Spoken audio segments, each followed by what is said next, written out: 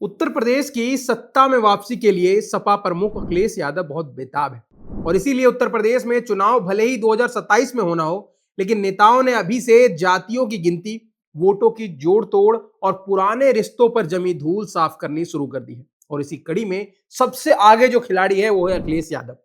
इसी में सपा अपनी विनिंग फॉर्मूले पीडीए के साथ ब्राह्मण समाज को भी जोड़ना चाहती है, जिसके लिए लखनऊ में प्रबुद्ध सम्मेलन का आयोजन किया गया है, जहां पर लाल टोपी के मंच पर वैदिक मंत्रों की गूंज सुनाई दे रही है। तो हो यह रहा है कि समाजवादी पार्टी के संस्थापक रहे ज्ञानेश्वर मिश्र के जयंती पर लखनऊ में आज ब्राह्मण सम्मेलन रखा गया है। ज्ञानेश्वर मिश्र को सपा का गद्दावर नेता और ब्राह्मण चेहरा माना जाता था। इतना ही नहीं, वो अखिलेश यादव के राजनीतिक गुरु भी रहे और अब अखिलेश यादव ज्ञानेश्वर मिश्र के बहाने ब्राह्मण समाज के बीच अपनी पैठ जमाना चाहते हैं। इस प्रबुद्ध सम्मेलन में पार्टी के ब्राह्मण समाज के चेहरों के अलावा काशी, मथुरा, अयोध्या से संत और विद्वान बुलाए गए हैं। मंच से वैदिक मंत्रों का उच्चारण होगा और अखिलेश यादव संत विद्वानों का सम्मान कर ब्राह्मण समाज को सियासी संदेश देते नजर आएंगे। पर यहां सवाल यह है कि जिस ब्राह्मण समाज को लंबे समय से भारतीय जनता पार्टी का मजबूत और लगभग स्थायी वोट बैंक माना जाता रहा है, उसके पीछे अखिलेश यादव इतनी ताकत क्यों लगा रहे हैं? क्या ब्राह्मण समाज के साथ आ जाने से यूपी का चुनावी गेम बदल जाएगा? तो आज इसी विषय पर बात करेंगे। नमस्कार, मेरा नाम है राकेश और आप देख रहे हैं बजरबट्टू लॉजिकल। यूपी में करीब 10 से 12% ब्राह्मण वोट है, जो फिलहाल बीजेपी का परंपरागत वोट बैंक माना जाता है, और ब्राह्मण समाज लगभग 85 से 90% के बीच बीजेपी को ही वोट कर रहा है। इसकी सबसे अधिक संख्या मध्य और पूर्वी उत्तर प्रदेश में है। अगर राजपूत, बनिया और अन्य सवर्ण समुदायों को भी जोड़ दिया जाए तो ये एक बड़ा और प्रभावशाली वोट बैंक बन जाता है। पिछले 2 चुनावों में इस वर्ग ने बड़े पैमाने पर बीजेपी का समर्थन किया है। सीएसडीएस लोक नीति के सर्वे के हिसाब से 2022 में जो विधानसभा चुनाव हुआ था, उसमें ब्राह्मण, राजपूत और वैश्य जैसी सवर्ण जातियों के मतदाताओं में से 89% ने एनडीए को वोट दिया और उत्तर प्रदेश की 80 से अधिक विधानसभा सीटों पर ब्राह्मण मतदाता जीत और हार तय करने की स्थिति में है।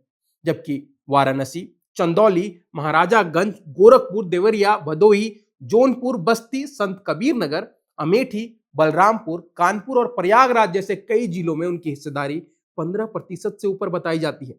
करीब 1 दर्जन जिलों में यह संख्या 20% तक पहुंच गई है। ब्राह्मण मतदाता केवल अपने वोट से उम्मीदवार को मजबूत नहीं करते, बल्कि स्थानीय माहौल, राजनीतिक चर्चा और दूसरे समुदायों के रुख को भी प्रभावित करने की क्षमता रखते हैं। उत्तर प्रदेश में ब्राह्मण समुदाय सिर्फ वोट ही नहीं करता, बल्कि सत्ता बनाने और बिगाड़ने में अहम रोल अदा करता है।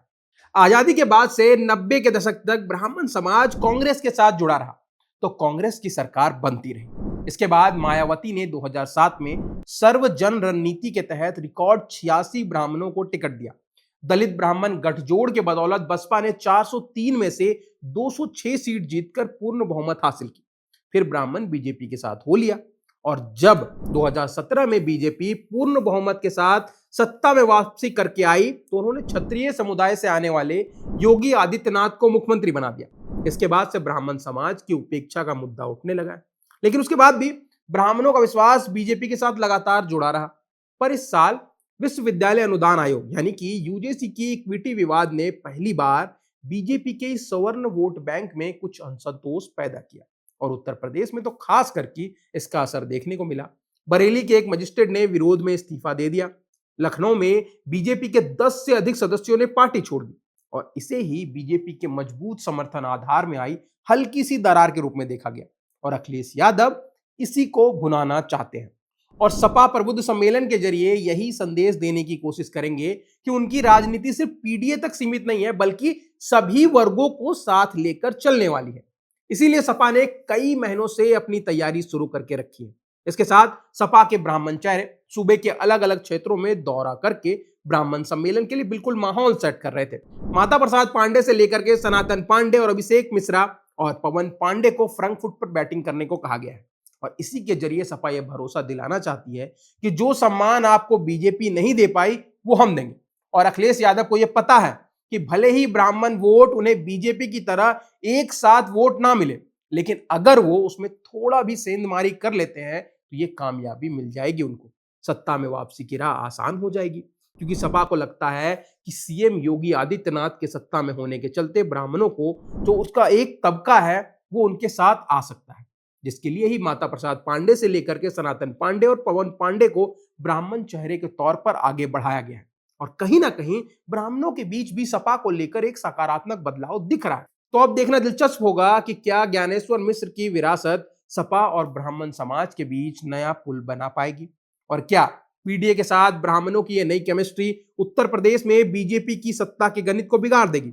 जवाब 2027 में मिलेगा, लेकिन इतना तय है कि उत्तर प्रदेश की चुनावी शतरंज पर अखिलेश यादव ने एक नई और अपनी पहली चाल चल दी है, और अब बीजेपी को तय करना है कि वो इसे केवल एक सम्मेलन समझकर नजरअंदाज करती है या अपने सबसे मजबूत वोट बैंक को बचाने के लिए अभी से अपनी नई चाल की तैयारी शुरू करती है। अब आपकी इस विषय पर क्या राय है कमेंट सेक्शन में हमें जरूर बताइएगा, और अगर आपको वीडियो पसंद आया है तो इसको लाइक करिए और ऐसे वीडियोस के लिए सब्सक्राइब करिए बजरबट्टू दुनिया को।